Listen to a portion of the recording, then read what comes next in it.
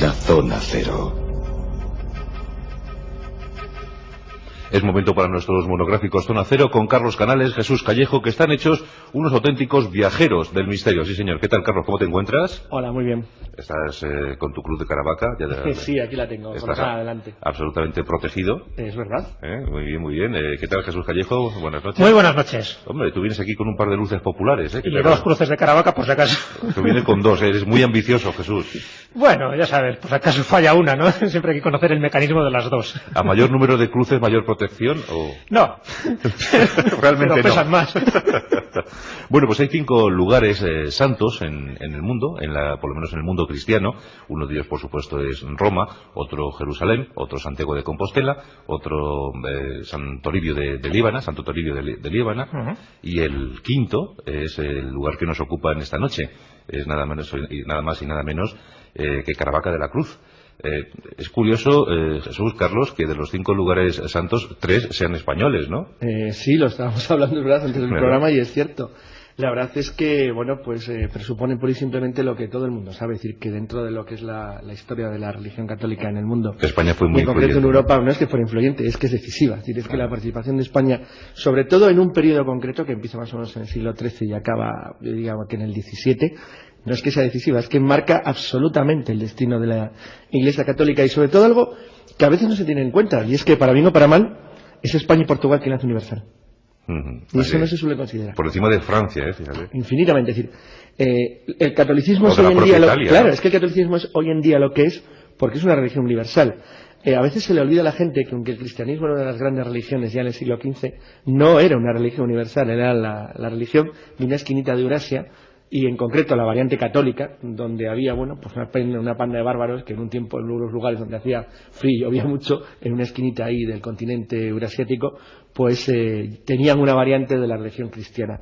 Pero es cierto, es España y Portugal quien le da la forma universal que tiene hoy en día. Si no, no hubiera sido más que una religión, bueno, una más de las religiones menores. Exportaron a América, África, Asia. Cambia para siempre, es decir, hacen una religión mundial. Bueno, pero sigue llamando la atención que, por ejemplo, Francia o Italia no tengan más santuarios, ¿no? Bueno, en el caso de Francia, ¿no? Tan católicos que han sido siempre, ¿no? Italia, fíjate, sobre todo Italia, ¿no? Italia, sí. Allí, como está el Vaticano. Sí. No, pero bueno, yo creo que eso es un poco también por tradiciones, donde ha habido lugares más misteriosos, donde el milagro se ha producido posiblemente con mayor resonancia, ha sido en España. De ahí que estas 3 ciudades santas, que realmente, hablando en propiedad, estaríamos hablando un poco de los lugares que tienen un privilegio que ha dado el Vaticano a estas grandes 5 ciudades, pero es un privilegio que es celebrar el año santo o el año jubilar, exactamente, ¿no? Sí. Sería un poco hablando más en propiedad, porque, bueno, ciudades santas y sagradas hay muchísimas más. Pero ese privilegio lo tienen estas 5, bueno, pues sumándose a todas estas ciudades, la última, que es la de Caravaca de la Cruz, y el año pasado, el 2003, pues fue su año, por decirlo así, que es cuando se celebró su primer año jubilar. Bueno, como dicho en latín, es el año jubilar in perpetuum, que lo concedió la Santa Sede en el año 1998 por ser custodio de lo que vamos a hablar esta noche, de la Santísima y Vera Cruz de Caravaca durante casi 8 siglos, que hasta todo ese tiempo se remonta a lo que es la aparición milagrosa de la cruz. Y ahí está, esto es uno de los signos un poco a favor de España, y que no tiene a mejor tanto Francia e Italia, que es la constatación de este tipo de milagros que convierten a un lugar no solo sagrado, sino luego ciudad santa, es decir, lugares de peregrinación, lugares donde luego te dan, pues en este caso no es la Compostela, pero yo estuve el año pasado, sí, porque en los lugares santos hay que estar precisamente cuando las energías están en su máximo apogeo, cuando mucha gente fue a Caravaca de la Cruz, y yo fui a recoger mi título que acreditaba, mi título pagando previamente, no es como el de la Compostela, pagando, pero bueno, ya sabes, mis rarezas, mis curiosidades por tener cosas insólitas en cada lugar, y me parecía curioso, ¿no?, el tener una especie de certificado que acreditaba que había estado en Caravaca de la Cruz precisamente en su año jubilar, en el 2003, y ahí lo tengo, ¿no?, expuesto pues como una de las muchas reliquias, entre comillas, que también poseo al lado de la Cruz de Caravaca, ¿no?, porque también aparece la representación de la Cruz de Caravaca. Bueno, pues yo creo que esa es la gran labor que España ha sabido exportar. Hemos sabido exportar muy bien reliquias y milagros. Sí, y eso que no nos esforzamos mucho en las cruzadas, ¿verdad, Carlos? Hombre, nos esforzamos bastante porque tenemos un pequeño problema aquí. Y la verdad es que poco más, además tú lo sabes muy bien, poco más se podía hacer. Bueno, por cierto, tenemos una cruzada en el sur de Europa. En cualquier caso, hay un libro que yo aconsejo a cualquiera porque se lee además en un día, es un librito muy chiquitín y muy bueno, que se ha vuelto a editar hace poco y se llama Españoles en las Cruzadas y que merece la pena porque llama bastante la atención. Hubo bastantes españoles, pero ¿sabes cómo, no? Como miembros de las órdenes militares que se intercambiaban. Y yo creo que para empezar con Caravaca, yo creo que, bueno, ya que has citado Tierra Santa, pues podíamos comentar algo que yo creo que bastante poca gente sabe. Bueno, me hace gracia porque Jesús y Javier Sierra, cuando escribieron su libro La España extraña, calificaron a la cruz de Caravaca como un orni, de objeto religioso no identificado, porque llegaba volando. Bueno, tiene su gracia porque efectivamente... ese día estaba muy festivo. Si le contemos un poquito la leyenda, hay una cosa que no quería que se me olvidara y como has citado lo de Jerusalén, pues bueno, es importante. La cruz de Caravaca aparece oficialmente el 3 de mayo del año 1232, apareció por los aires y se colocó por una ventana cuando el clérigo Pérez Chirinos iba a decir misa delante del rey moro Abdul Said. No voy a contar la leyenda. Más que rey reyezuelo, ¿no? Reyezuelillo, sí. Pero lo quería contar por una razón. Rara vez se ha tenido en cuenta.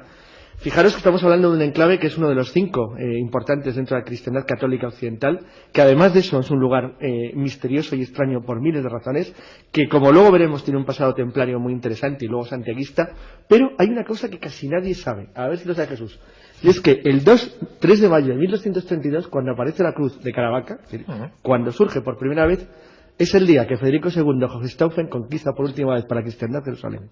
No, bueno, pero además es que se da otro fenómeno curioso, porque es que justo es el mismo día, según la leyenda evidentemente, cuando el patriarca de Jerusalén, que no se ha transmitido el nombre a través de la leyenda, no sabemos quién era, le está imponiendo justo en ese momento la cruz patriarcal, que es la cruz de Caravaca. Exacto. En ese momento desaparece de Jerusalén y aparece súbitamente en una de los óculos de las ventanas de Caravaca, ante la presencia pues del Zaid, que estaba estupefacto viendo la celebración de la misa, intentando reírse de la liturgia, y aparece, según la leyenda, transportada por 2 ángeles de la nada y con las ventanas cerradas. Es decir, que hay una teletransportación, más que una aparición, sería una teletransportación. Desaparece de un lugar y aparece en otro. Fijaros qué curioso, es decir, esto es una de esas historias que, mira, la verdad es que merecería la pena empezar a mirar algo sobre ella, porque yo creo que se ha escrito relativamente poco, que es la conexión que hay inmediatamente en el orden del temple entre el momento en que Federico Hohenstaufen, cuando se encuentra en Jerusalén, se produce el fenómeno que cita Jesús, el grupo templario que está alrededor, a partir de ese momento inicia una especie de enorme presión para conseguir de alguna manera tener como enclave Caravaca la Cruz, el lugar donde ese fenómeno tan extraño ha ocurrido. Lo logra finalmente, lo logra en 1241 cuando el rey Fernando hace cesión de la villa, el castillo y bueno, los 16 pueblos de la encomienda a la orden de los caballeros del temple. La verdad es que los templarios no elegían ningún lugar al azar, y mucho menos un lugar encima peligroso, que no les agrada demasiado en España. Esto ocurre en el año 1232, Carlos. Sí, en 1232 es el fenómeno en el cual aparece la cruz. Claro. Solamente 9 años después el temple consigue que se le dé no solo el castillo y la villa de Caravaca, sino también los 16 pueblos que forman la encomienda. Claro, Cuando digo que al temple no le agradaba demasiado en principio Caravaca, si no lo hubiera sido en principio un sitio para ellos cómodo, es que en España, después de lo que pasó en Calatrava la Nueva, la verdad es que el temple evitó en la medida de lo posible los lugares peligrosos. Vamos a recordar que Calatrava la Nueva los templarios abandonaron la fortaleza. Exacto, la abandonan, es una cosa que fue un oprobio terrible y es como nace el abad de Fítero, Raimundo Serra, crea la Orden de Calatrava. Claro, y en este tiempo... Por cierto, crea la Orden de Calatrava. La Orden de Calatrava. Castilla y Aragón se estaban empezando a preparar para el reparto del reino murciano. Exacto, sí, después de la muerte del rey Lobo, de Mardanis... Había que crear un ambiente propicio, ¿no? Claro, para Castilla se convierte en el punto esencial, porque una vez que avanza la reconquista aragonesa hacia Valencia, la única posibilidad que tiene Castilla de meter una cuña que alcanza el Mediterráneo es Murcia. Y a través del Tratado de Admira en 1244 es cuando Aragón más o menos queda ya al margen de la reconquista. Entonces, cuando digo que para los templarios no elegían los lugares al azar, es que no los elegían. Sin embargo, es cierto que el gran éxito y la razón que después de la desaparición del orden del temple pasa a la orden de San Juan, de Santiago, es porque sigue siendo un lugar para el reino de Castilla vital. Porque es el acceso oriental al reino de Granada. Y de hecho el encargado de esta conquista es Alfonso X el Sabio, todavía príncipe, ¿no? O sea que era muy importante, y además el rey Alfonso quería mucho este territorio. Era muy importante para él porque había significado mucho en su vida. Bueno, era clave, porque no olvidemos que no solo estaba custodiado este templo y la reliquia por la orden del temple, sino que Caravaca era una bailía de la orden del temple, que abarcaba además otras dos localidades, dos fortalezas, mejor dicho, que era la fortaleza de las localidades de Ceguín y de Bullas. Entonces, muchos historiadores, incluso Juan García Cienza, ha dicho más de una vez que el primitivo templo debió servir de centro de reunión espiritual a los caballeros del Temple. Era un centro estratégico, pero también un centro espiritual de primer orden. Y allí estuvieron instalados pues, entre los años 1244 y 1307, una vez que la fortaleza les es entregada por el rey Alfonso X el Sabio, bueno, sabedor, ¿no?, de la importancia que tenía este lugar, que era el hijo de Fernando Ellos lo III buscaron de Castilla. mucho, estaban obsesionados con Claro, pero por eso lugar. buscaban sitios muy estratégicos. Pero yo creo que en este caso lo buscaron además por el fenómeno anómalo que se había producido de la... Ya la leyenda era tan apabullante, es decir, ellos sabían medir las Cuando cosas. ellos llegan, ya había ocurrido. Ellos llegan en 1244 pero y... porque lo pidieron expresamente. Hombre, claro, lo querían, sabía que había ahí algo importante, ¿no? Sí. Y es cierto, ¿no?, que a partir de ahí, bueno, pues 8 años después de ocurrir supuestamente este milagro, porque bueno, ya sabéis que después las fechas están como muy retomadas, hay un pequeño problema en esta leyenda, y es que no tenemos ningún documento original que dé, bueno, pues verosimilitud, ni un documento original, ni siquiera unas primeras copias. Todas las copias son secundarias y terciarias de 3 o 4 siglos después de que hubieran ocurrido los acontecimientos. Sí. Pero descríbenos, Jesús, cómo sucedió. ¿Cómo sucedió? Sí, bueno, hay las dos versiones, la versión sobrenatural, que yo creo que es la que nos interesa, pero después incluso hay una versión pues mucho más historicista, menos interesante desde mi punto de vista, ¿no? Así que podemos describir, pues yo creo que es la interesante. Nos comenta, ¿no?, que esta versión, esta legendaria leyenda, que entre los prisioneros cristianos, ¿no?, bueno, que había capturado el Sayyid, que es Abu Zaid, se encontraba un sacerdote. Bueno, según las versiones era natural de Cuenca y su nombre era Ginés Pérez de Chirinos, que era realmente el auténtico protagonista de toda esta historia, ¿no? Porque fíjate que pocos nombres han perdurado, sin embargo todas las leyendas hacen hincapié que se llamaba Ginés Pérez de Chirinos. Bueno, pues parece que el Said empezó a preguntar el oficio de cada uno de los prisioneros. Tenía esa cierta curiosidad, no sé si malsana. Y cuando llega a Chirinos le dice que es sacerdote. Pregunta, bueno, ¿qué es esto de ser sacerdote? Y dice, bueno, pues yo celebro la misa, la Santa Misa, donde pues se celebra todo lo que es el sacrificio de la muerte y pasión de Jesucristo. Entonces, el moro se queda como estupefacto y con cierta sorna le dice, bueno, pues me gustaría que reprodujeras una de estas liturgias cristianas. ¿Lo puedo ver yo y mi familia? Y dice, bueno, pues no hay ningún problema, siempre y cuando me suministréis los objetos religiosos que son necesarios para la celebración de la misa. Así que el Sayyid, sin ningún problema, le cede, le presta todos estos adminículos para hacer la misa, la Santa Misa. Pero parece ser que había un objeto fundamental, que es el que no se aportó en el momento clave de la celebración de la misa, que era la cruz, para que el ritual fuera perfecto, ¿no? Entonces, bueno, pues Chirinos argumentó que sin la cruz era muy difícil poder proseguir la celebración.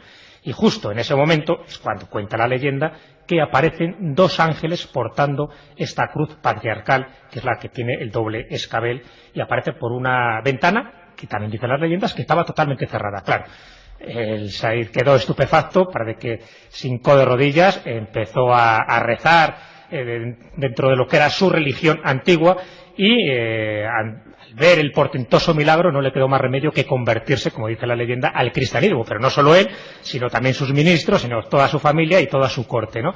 Bueno, y eso es un poco lo que se comenta como leyenda. Claro, la segunda parte de la leyenda, que es la que se cristianiza después todos los elementos, sabes que cuando alguien, una persona pagana, como era el Said, se convierte al cristianismo, tiene que cambiar radicalmente de nombre, tiene que ponerse un nombre cristiano. Entonces ahí es cuando se comenta que adopta uno más cristiano y empieza a ser llamado desde entonces Vicente Belvis, y su esposa empieza a ser llamada Aisha.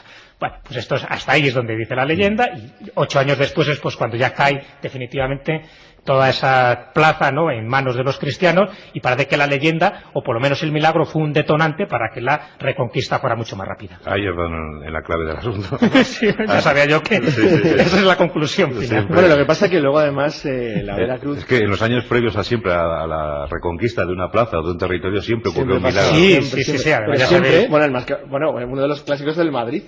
Ya sabéis mi pasión por recoger elementos sobrenaturales a la Reconquista, y es verdad, claro, el de Santiago posiblemente sea el más conocido, ¿no? La aparición de Santiago, y no solo en una batalla, sino por lo menos en veintitantas, ¿no?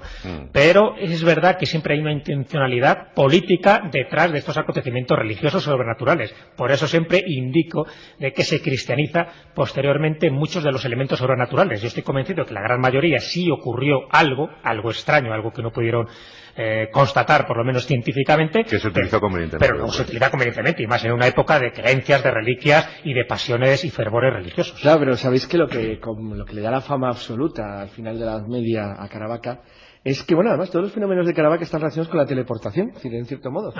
Son fenómenos de misterios extraños en los cuales una persona cambia lugar. Hay una historia que tuvo una enorme trascendencia porque afectó a la nobleza de Castilla, la nobleza guerrera, además, de finales del siglo XV, la época de los reyes católicos, que es lo que le convierte a Caravaca, bueno, en un punto de atracción absoluto, sobre todo porque además le motivó una donación que convirtió el santuario en un lugar realmente rico. Y es que un caballero castellano, Pedro López de Alarcón, que era señor de Valverde, siempre señor de Valverde, que además había mandado una bandera de lanzas en la Vega de Granada, fue el encargado de la defensa de Coín en Málaga, y en 1485 es hecho prisionero. Es hecho prisionero por los moros, y hay un momento dado en el cual, cuando él está, bueno, pues ahí lamentando su prisión, pues se le aparece la cruz de Caravaca, y en ese momento en que él está extasiado ante la visión de la cruz, es teletransportado, vamos, como Spock en el puente de Rota del Enterprise hasta su casa.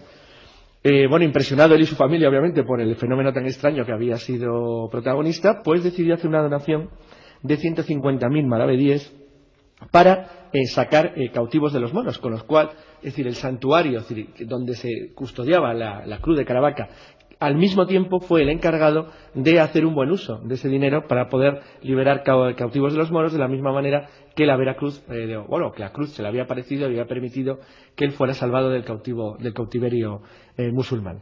La verdad es que, claro, esto corriendo rápidamente entre la gente de lo que es el este, de lo que es Castilla-La Mancha y de la región de Murcia, pues le dieron al santuario una fama ya, absoluta. Era un orni, un orni como una casa.